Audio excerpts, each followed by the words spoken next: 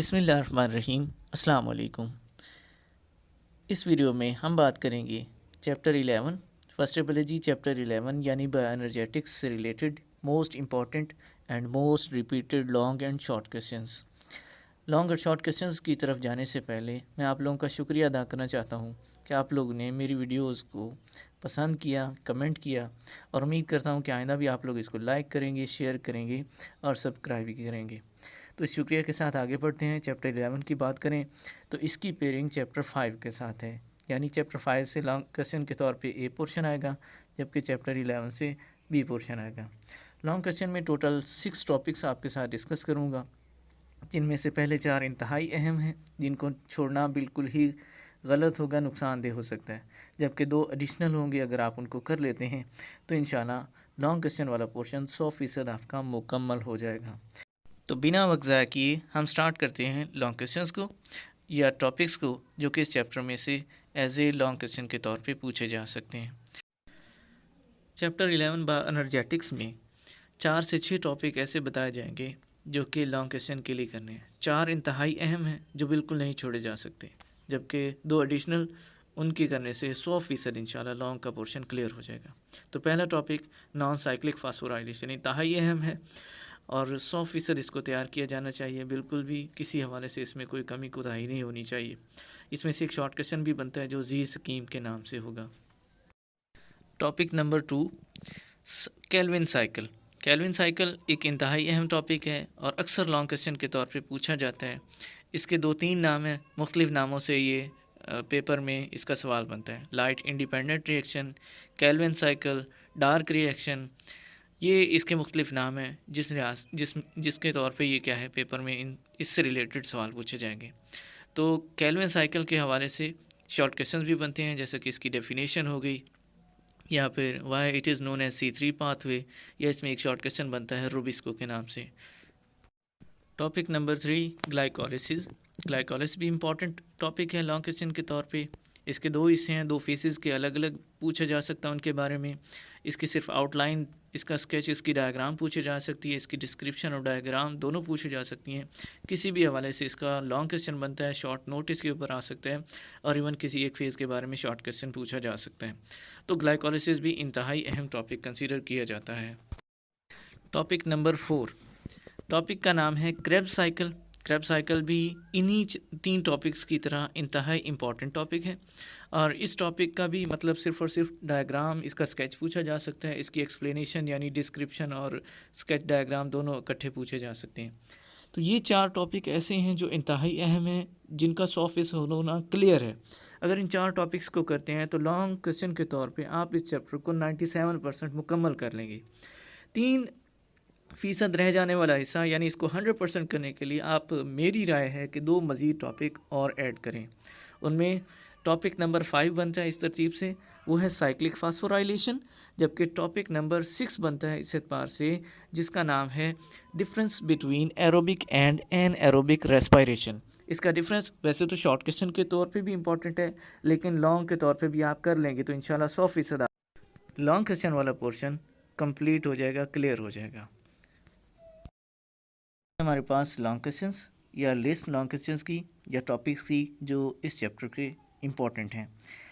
अब हम बात करेंगे इस चैप्टर से रिलेटेड शॉर्ट क्वेश्चंस या गेस की, जो कि इस चैप्टर के लिहाज से बहुत ही इंपॉर्टेंट है। टोटल 10 शॉर्ट क्वेश्चंस आपके साथ डिस्कस करूंगा जो कि आपको लाजमी तैयार करने होंगे। उनमें नंबर 1 डेफिनेशन ऑफ बायोएनर्जेटिक्स, जो कि फ़र्स्ट पेज के ऊपर ही है। सेकंड या थर्ड पेज पर आपको डेफिनेशन मिलेगी कंपनसेशन पॉइंट की। थर्ड क्वेश्चन है वेन नील हाइपोथेसिस, जिसमें ये एक्सप्लेन किया गया है कि एटमॉस्फेयर में जाने वाली O2 जो है वो वाटर से आती है। ये भी आई थिंक सेकंड पेज पर ही होगा। चौथा सवाल बनता है एक्शन एंड एब्जॉर्प्शन स्पेक्ट्रम, इनकी डेफिनेशंस बनती हैं, डेफिनेशंस पूछी जाती हैं, कंपैरिजन भी पूछा जा सकता है।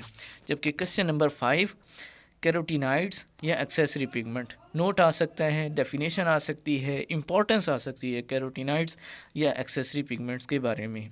तो ये 5 क्वेश्चंस यहाँ से, जबकि हम नेक्स्ट 5 और ऐड करेंगे तो टोटल 10 क्वेश्चंस हो जाएंगे, 10 शॉर्ट क्वेश्चंस हो जाएंगे जो कि इस चैप्टर से आपको लाजमी तैयार करने हैं। नेक्स्ट हमने बात करनी है क्वेश्चन नंबर 6 की। क्वेश्चन नंबर 6 है फोटो सिस्टम। फोटो सिस्टम की डेफिनेशन पूछी जा सकती है, इसके कंपोनेंट्स के बारे में पूछा जा सकता है, इसके फंक्शन के बारे में पूछा जा सकता है, ओवरऑल इसके ऊपर नोट आ सकता है। नेक्स्ट डेफिनेशन या क्वेश्चन नंबर 7 जी स्कीम है। नॉन साइक्लिक फास्फोराइलेशन में इस टॉपिक के एंड पर ये जी स्कीम की डेफिनेशन मौजूद है, बहुत इंपॉर्टेंट है, कई बार रिपीट हो चुकी है।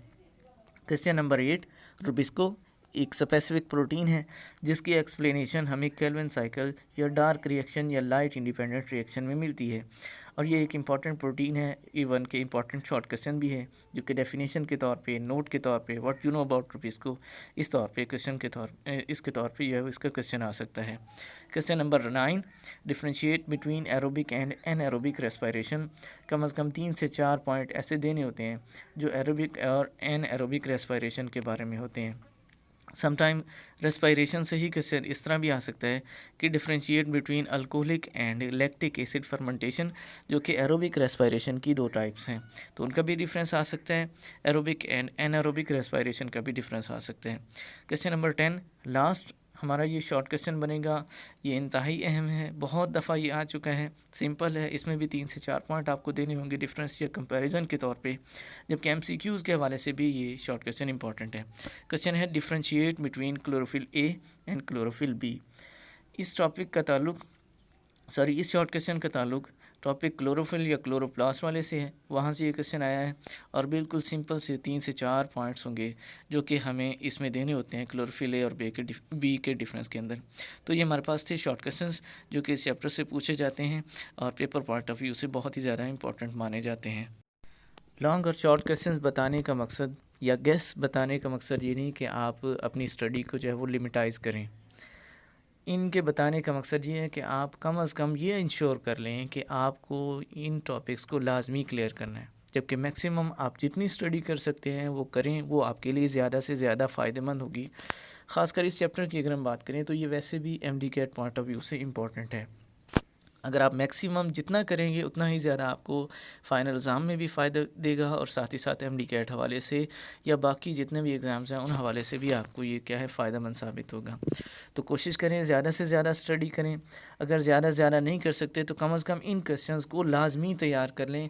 अगर आप इन क्वेश्चंस को लाजमी तैयार कर लेते हैं तो आपकी इस तैयारी से ये चैप्टर इंशाल्लाह 100% हो जाएगा, और आप देखेंगे इंशाल्लाह, आप दुआ देंगे इंशाल्लाह कि वाकई हमारा बताया हुआ जो गेस था लॉन्ग और शॉर्ट का इस चैप्टर से रिलेटेड या बाकी चैप्टर से रिलेटेड वो बिल्कुल 100% सही साबित हुआ।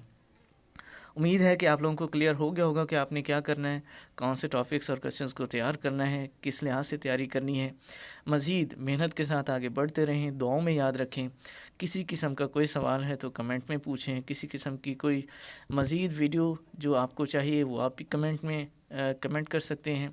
वीडियो को लाइक करें, शेयर करें, हो सके तो सब्सक्राइब भी कर दें। आपकी सब्सक्रिप्शन हमारा रिवार्ड होगा। तो दुआ में याद रखिएगा। इंशाल्लाह नई वीडियो में मुलाकात होगी, तब तक अल्लाह हाफिज़।